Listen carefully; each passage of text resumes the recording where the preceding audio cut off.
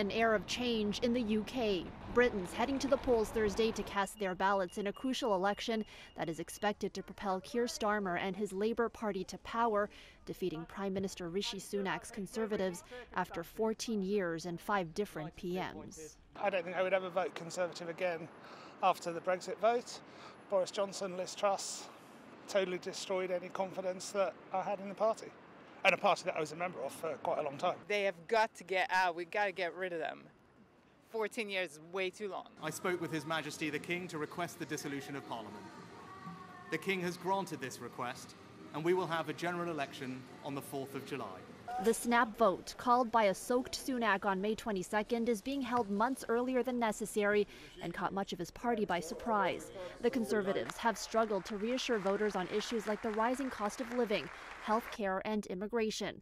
Still, there is some mixed emotions among voters. I don't think we'll see much of a change, to be honest. Irrespective of which government we get, right? They've all got the same policies pretty much. Hopeful, but not super optimistic. Sunak cast his vote early in his Northern English constituency, while Starmer, the former chief prosecutor of England and Wales, cast his ballot at a London polling station, where media and others outside were served tea while they waited. Divisive Reform UK leader Nigel Farage, whose party could siphon votes from Conservative candidates, posed with an ice cream by the sea, while Liberal Democrat leader Ed Davey cast his vote at a local church. Opinion polls put Starmer's centre-left party on course for a landslide victory.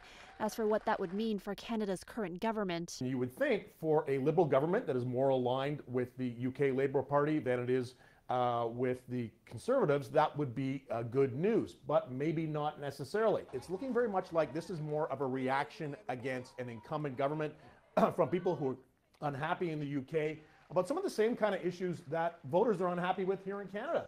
Polls closed at 10 p.m. in the UK, 5 p.m. Eastern Time. An exit poll will give the first indication of the outcome, but most of the results will only be announced in the early hours of Friday. For City News, I'm Erica Natividad.